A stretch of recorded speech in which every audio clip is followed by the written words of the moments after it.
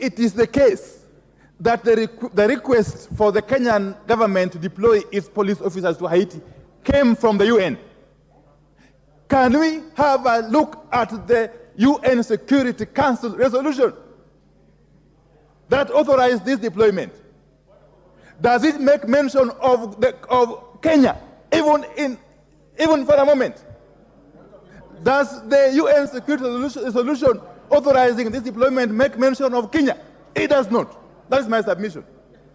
And therefore, we are basically getting into some kind of misadventure for reasons which are not known to the rest of us. The reasons could be known to a few people who are in the executive. But we want to tell you that you cannot use our Kenyan. No, please kindly give him another 5 minutes because he was interrupted severally. You cannot use our police women and men as guinea pigs at the altar of rent seeking. Because we know for sure that the motivation for this misadventure is money. Is money. People want to use our hapless police officers as guinea pigs in their bid to get cheap money. If you are sure that our Kenyan police officers are going to be safe in Haiti, first of all, start by taking there your child or brother, or go there yourself. Go there yourself. And then they tell us, Madam Speaker, that you see, the reason why Kenyan is leading this mission is because Kenyan people have got the same skin complexion as the Haitians. Are Kenyans the only black people in this part of the world?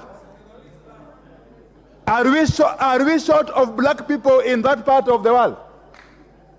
If you go to the Caribbeans, the whole of South America, indeed even some parts of North America, don't we have black people? Are we the only black people in this world, us and Haitians? Yes. What kind of nonsense is this? Very parliamentary. Because you cannot lead us to indulge in an illegality at the altar of rent seeking. And therefore, with those very many remarks, and to allow my colleagues to equally contribute, I reject in toto this ill-advised motion. This very ill-advised motion, I reject it in toto. And I want to appeal to my colleagues from both sides of the political divide to equally reject this motion, if only to save our country and the future of our children and our grandchildren. Thank you, Madam Speaker. Honorable Speaker, allow me to first disabuse a lot of misinformation that has been given by our colleague and my good friend, the Honorable Opio Wandayi.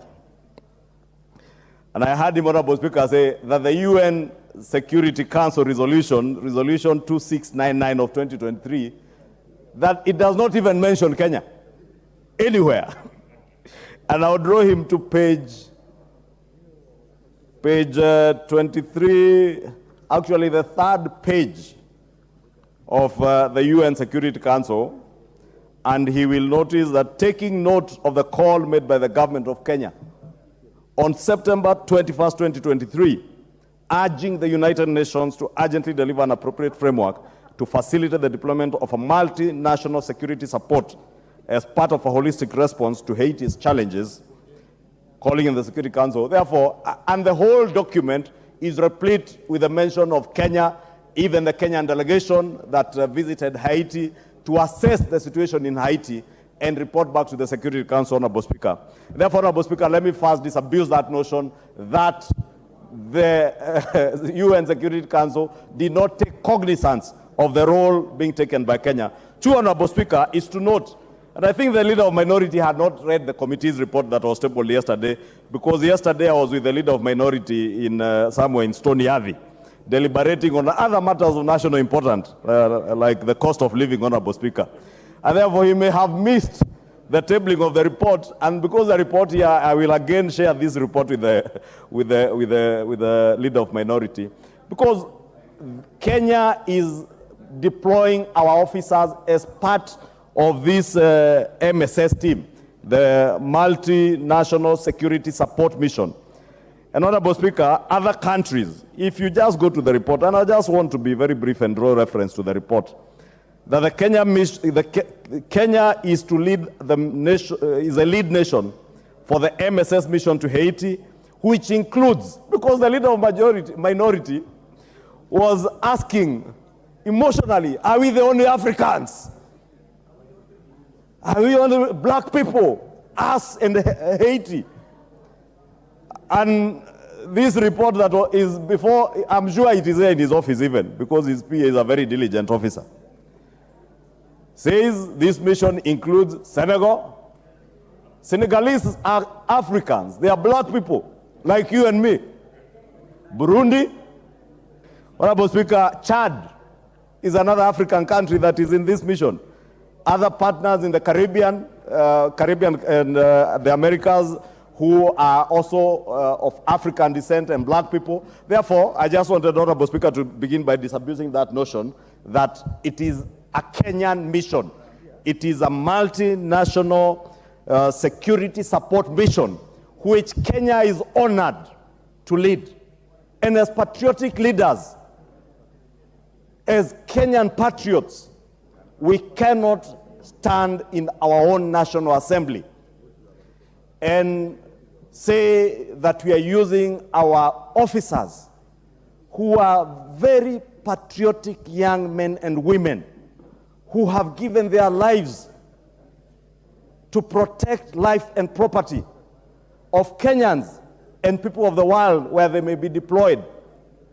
And like the doctors affirm what do you call it, Dr. Nyika, the Hippocratic Oath or something close to that. Our police officers and armed security men take an oath to defend life and to serve their nation anywhere they may be deployed, including being deployed in the residence of our leaders like Opiyo Wandayi. That officer guarding your house today and guarding your family is a patriotic young man or young lady who has given his life to protect you and your family. We therefore cannot disparage them by saying they are being used as guinea pigs. They are doing their patriotic and national duty